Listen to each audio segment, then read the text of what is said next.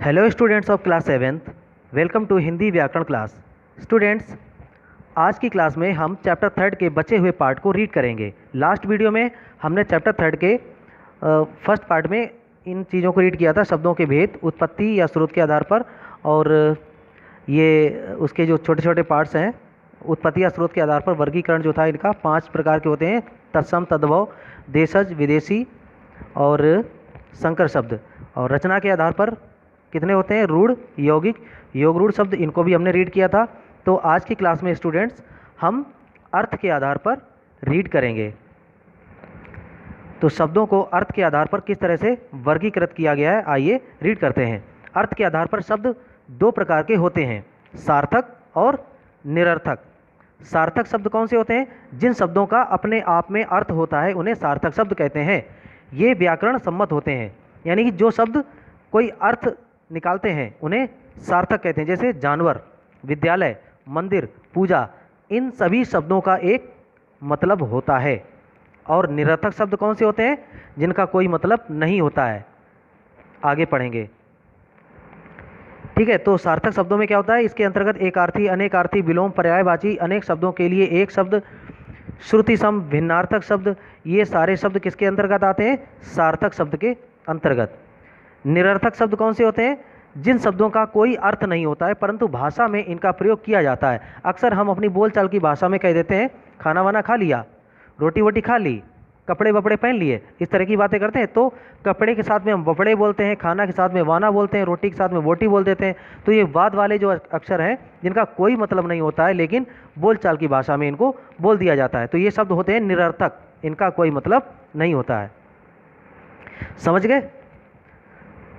और भी इसमें शब्द दिए गए हैं। उपरोक्त वाक्यों में वाना तथा वोटी निरर्थक शब्द है जो वाक्य रचना में सहायक होते हैं। कुछ निरर्थक शब्द इस प्रकार है, जैसे टर, चूं, वाय, वोटी, वानी, कपड़े, चक, ये सभी क्या है? ये भी निरर्थक हैं। कुछ लोग नहीं कहते कि क्या टर टर लगा रखा है काफ़ी देर से, तो टर टर का कोई मतलब ही नहीं होता है। तो ये है निरर्थक शब्द। निरर्थक शब्दों की जब पुनरुक्ति होती है तो वे सार्थक शब्दों की भांति प्रयुक्त होते हैं। जैसे कि अपनी टर टर बंद करो, चिड़िया चूं चूं करके दाना खाती है, विशाल तुम ज़्यादा चक चक मत करो। तो ये सब क्या है? निरर्थक शब्द हैं, लेकिन जब रिपीट करके बोला जाता है तो ये सार्थक शब्दों की तरह प्रयोग किए जाने लगते हैं। फिर आता है प्रयोग के आधार पर। प्रयोग के आधार पर शब्द 2 प्रकार के होते हैं, विकारी और अविकारी। विकारी शब्द जिन शब्दों में लिंग, वचन, कारक, काल आदि के कारण परिवर्तन हो जाता है वे विकारी शब्द कहलाते हैं। बच्चों, लिंग, वचन, कारक, काल यानी कि जैसे कि एक खाता शब्द है, अगर लड़की है तो खाती लिखेंगे, तो भोजन करना या भोजन खाना, जैसे ही लिंग बदला और शब्द का रूप बदल गया, खाता और खाती, जाता और जाती, हंसता हंसती, तो हंसने के लिए जो शब्द प्रयोग होता है वो लिंग के आधार पर चेंज हो जाता है, काल के आधार पर चेंज हो गया। जैसे कभी कल कोई बात पे हंसी आई तो क्या हुआ? वो हंसा या हंसेगा, गया या जाएगा। तो जाने के लिए जो शब्द प्रयोग होता है वो लिंग और वचन या काल के आधार पर चेंज हो जाता है। जैसे बच्चे पढ़ते हैं तो बहुत सारे बच्चे हैं, बहुवचन है तो पढ़ते हैं, एक लड़का है तो पढ़ता है, लड़की है तो पढ़ती है। तो पढ़ता, पढ़ती, पढ़ते, पढ़ेंगे, ये सभी एक ही क्रिया के लिए जो यूज़ किए जाने वाले शब्द हैं वो चेंज हो रहे हैं। तो इन्हें कहते हैं विकारी शब्द। जिन शब्दों में लिंग, वचन, कारक, काल आदि के कारण परिवर्तन हो जाता है वे विकारी शब्द कहलाते हैं। तो विकारी शब्द कौन कौन से हैं? संज्ञा, सर्वनाम, विशेषण, क्रिया। अविकारी शब्द कौन से होते हैं?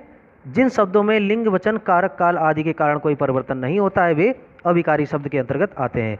तो इन शब्दों को हम अगले चैप्टर में, आगे के जो चैप्टर्स होंगे उनमें हम डिटेल में रीड करेंगे। ठीक है स्टूडेंट्स, आइए चैप्टर आपका ये कंप्लीट होता है।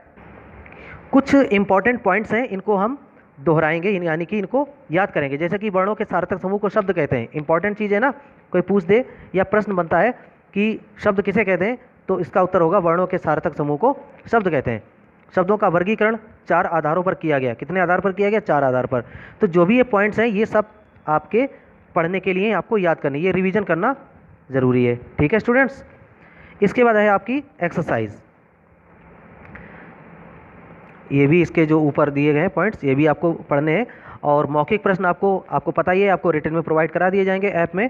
इसकी एक्सरसाइज आप वीडियो पॉज करके फिल कर लीजिए। ठीक है, वीडियो पॉज कर दीजिए, इसके सारी एक्सरसाइज फिल कर लीजिए। जैसे सही विकल्प पर सही का चिन्ह लगाइए, सही का निशान लगाइए, जैसे वर्णों के सार्थक समूह को कहते हैं।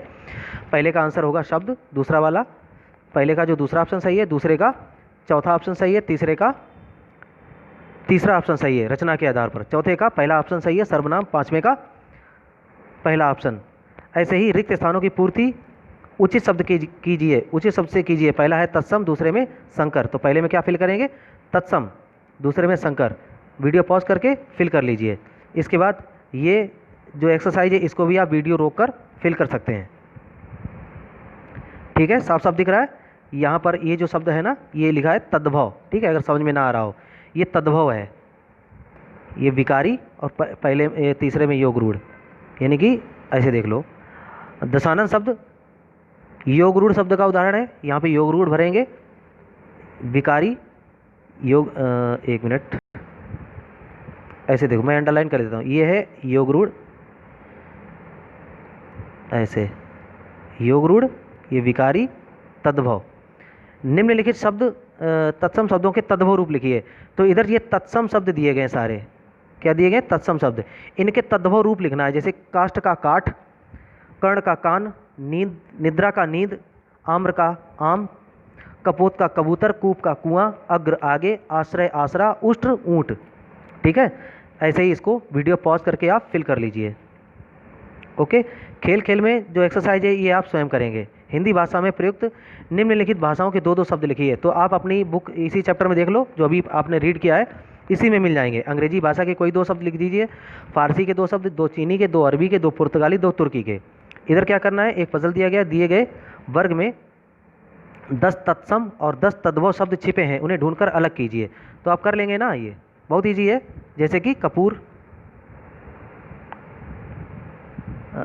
कपूर कैसा शब्द है? तत्सम है या तद्भव? ये तद्भव है। मित्र कैसा है? तत्सम। हम तद्भव है।